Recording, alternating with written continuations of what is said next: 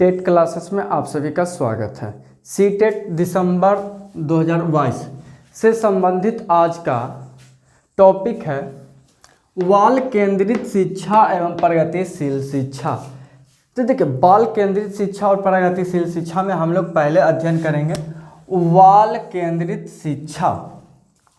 कहने का देखिए, बाल केंद्रित, देखिए हमारे जो वर्तमान समय में जो शिक्षा चल रहा है वो पहले भूतकाल में यानी कि जो हमारे पूर्वजों की शिक्षा थी उसमें क्या काफ़ी फेरबदल किया गया, यानी कि समय के साथ क्या क्या काफ़ी परिवर्तन किया गया है। जैसे कह सकते हैं कि प्रारंभ में शिक्षा का उद्देश्य मात्र ज्ञान प्राप्त करना था, जबकि वर्तमान समय में बालकों में सर्वांगीण विकास पर बल दिया जा रहा है। यानी कि वर्तमान समय में अभी बालक पर क्या सर्वांगीण सभी पक्षों पर विकास पर ध्यान दिया जा रहा है। लेकिन पहले के लोग क्या करते थे, शिक्षा का मात्र एक ही उद्देश्य था जो कि क्या ज्ञान को प्राप्ति करना।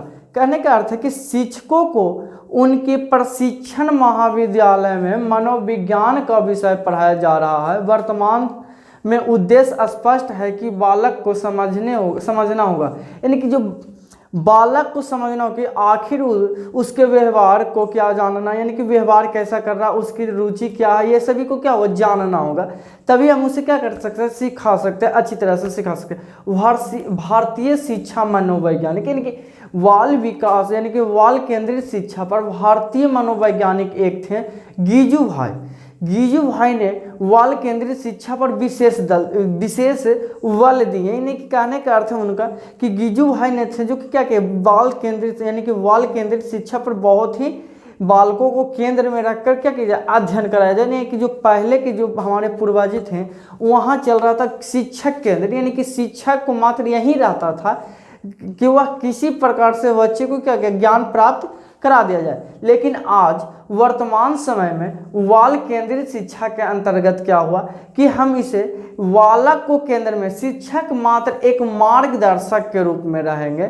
शिक्षक क्या रहेंगे, एक मार्गदर्शक, यानी कि वो सहारा के रूप में, सहायता के रूप में रहकर बालक को केंद्र में रखते हुए क्या करेंगे, सामाजिक विकास यानी कि बालक में सामाजिक विकास में करने में क्या करेंगे, मदद करेंगे। अब बाल केंद्रित शिक्षा को हम लोग क्या करते हैं, निम्न बिंदुओं से समझ सकते हैं। जैसे कहता कि शिक्षा का केंद्र यानी कि शिक्षा का केंद्र बिंदु कौन होना चाहिए, तो बालक होना चाहिए। शिक्षा का केंद्र बिंदु कौन, तो बालक होना चाहिए।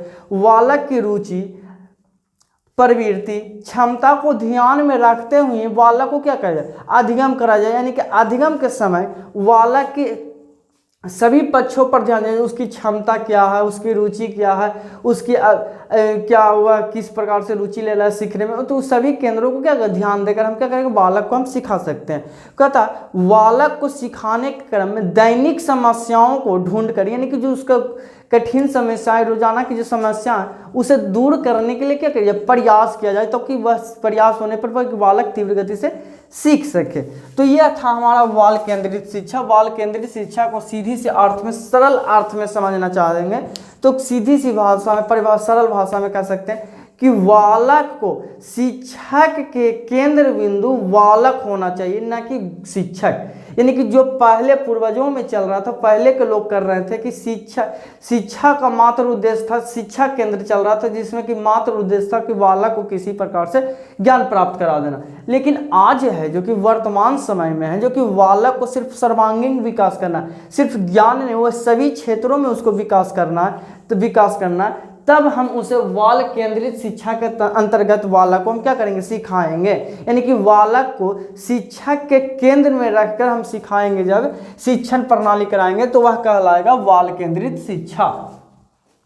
आगे हम लोग देखते हैं बाल केंद्रित शिक्षा की विशेषताएं, यानी कि बाल केंद्रित शिक्षा की विशेषताएं। तो बाल केंद्रित शिक्षा की निम्नलिखित विशेषताएं हो सकते हैं।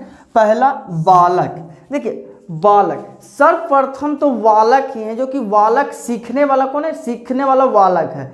तो बालक को एक शिक्षक को शिक्षा देते समय पहले बालक को समझना चाहिए कि आखिर बालक का व्यवहार क्या है, रुचि क्या है, योग्यता क्या, मानसिक स्तर क्या, वह कौन से परिवेश से आ रहे हैं या उसकी परिवेश किस प्रकार से, इस सारी जानकारी अगर एक शिक्षक को होगा तो वह बालक को शिक्षा देने में एक सार्थक हो जाएगा। यानी कि सही ढंग से बालक को शिक्षा देना क्या करेगा, सिखाना प्रारंभ कर सकता है और सही तरह से वह शिक्षा करा सकता है। दूसरा है शिक्षण विधि, दूसरा है शिक्षण विधि। तो देखिए शिक्षण विधि में बाल मनोवैज्ञानिक की बहुत मदद किया। अगर शिक्षण विधि में कहा जाए तो बाल मनोवैज्ञानिक बहुत एक हद तक क्या मदद किया है। बालकों को केंद्रित यानी कि बाल केंद्रित यानी कि बालक को केंद्र में रखकर, बालक को केंद्र में रखकर शिक्षा को गति मिलता है। यानी कि बालक को जब हम केंद्र में रखेंगे तो सीखने की गति को क्या होती है, तीव्र होती है। क्योंकि बालक को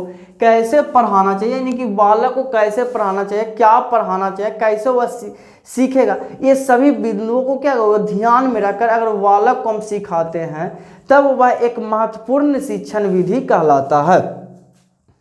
आगे अगला तीसरा कहता है पाठ्यक्रम। तो देखिए पाठ्यक्रम, अब बालक के पाठ्यक्रम भी क्या होना चाहिए, बालक के स्तर का होना चाहिए, यानी कि बालक के समान होना चाहिए। बालक यानी कि पाठ्यक्रम हो जो कि बालक एवं समाज की आवश्यकताओं के ध्यानपूर्वक रखते हुए बनाना चाहिए। यानी कहने का अर्थ है कि जो बालक है, यानी कहने का अर्थ है कि जो प्राइमरी लेवल के स्तर यानी कि प्राइमरी स्कूल के बालक है तो उसकी प्राइमरी स्तर का ही वह पाठ यानी कि जो पाठ्यक्रम बनाया जाए कि बच्चे के स्तर, बच्चे के मानसिक स्तर के अनुकूल अगर पाठ्यक्रम बनाया जाए तो वह बालक के लिए वह क्या होगा, उचित होगा और अनुकूल होगा। बालक उससे क्या करेगा, अच्छी तरह से समझ सकेगा और वह सीख सकेगा। तो ये हमारा क्या था, बाल केंद्रित शिक्षा के विशेषताएं। अब कहता है आगे कि बाल केंद्रित शिक्षा के सिद्धांत। तो देखिए बाल केंद्रित शिक्षा के निम्नलिखित सिद्धांत हैं। जैसे हम कह सकते हैं पहला चयन का सिद्धांत,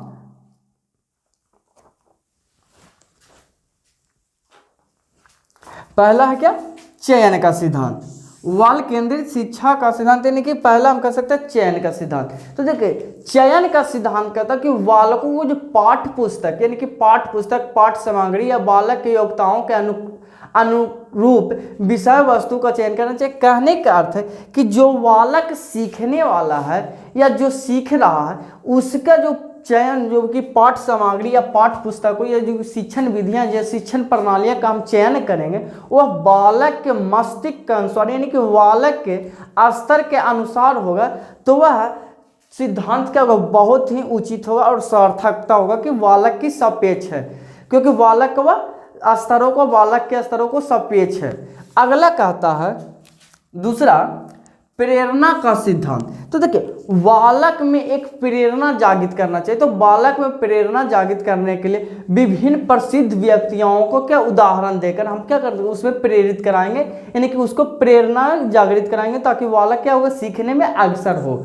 फिर आगे कहता है रुचि का सिद्धांत। तो देखिए बालक में रुचि का सिद्धांत कहता है बालकों को शिक्षा उनके रुचि के अनुसार कराना चाहिए जिससे कि बालक के सीखने की गति को तीव्र हो। अगर बालक को सीखने की में रुचि लिया, अगर कोई चीज़ सिखा, बालक को हम सिखा रहे हैं और वह सीखने में रुचि ले रहा है, वह एक सक्रियता यानी कि एकाग्रता से वह सीख रहा, सक्रिय है, तब तो वह बालक में क्या होगा, तीव्र गति से शिक्षण प्रणाली होगी और सीखने के क्रम में वह तीव्र होगा। इसलिए बालक की रुचि के अनुसार बालक को शिक्षा प्रदान कराना चाहिए, तब वह एक क्या होगा, शिक्षण सार्थक होगा यानी कि सक्रिय होगा।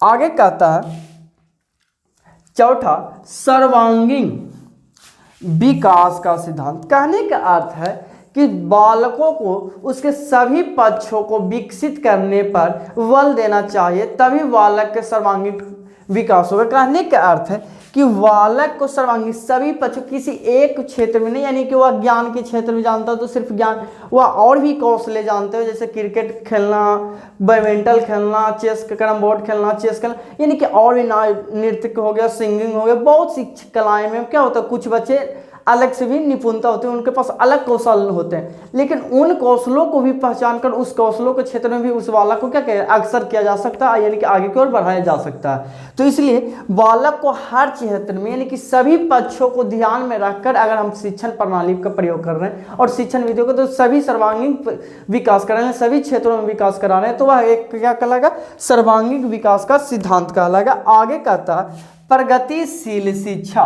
तो देखिए प्रगतिशील शिक्षा कहने का अर्थ है कि प्रगतिशील शिक्षा, अमेरिका के मनोवैज्ञानिक जॉन डीवी ने प्रगतिशील शिक्षा के बारे में क्या बताए हैं। जॉन डीवी ने प्रगतिशील शिक्षा के बारे में बताया, जो इनका कहना था कि बालक की शक्तियों का सदैव विकास हो, इसके लिए यानी कि बालक के ज्ञान सदैव यानी कि शक्तियों का नहीं, बालक के सीखने की प्रगति हो, जो कि हमेशा क्या विकास हो। तो शिक्षण प्रणाली में समय, काल, परिस्थिति के अनुसार क्या किया जाए, परिवर्तन किया जाए, यानी कि प्रगतिशील किया जाए, आगे की ओर बढ़ाया जाए। यानी कि कहने का अर्थ है, सीधी सरल भाषा में कहेंगे कि अगर बालक को सीखने की शक्तियों यानी कि उसके ज्ञान की शक्तियों को अगर बढ़ाना होगा तो समय काल खंड में क्या कहेगा, उसे शिक्षा प्रणाली में क्या कहे, फेर बदल किया जाए, यानी कि फेर बदल किया जाए, यानी कि बदलाव किया जाए या प्रगति किया जाए, ताकि वह बच्चा क्या होगा, एक सार्थक रूप से सीख सके।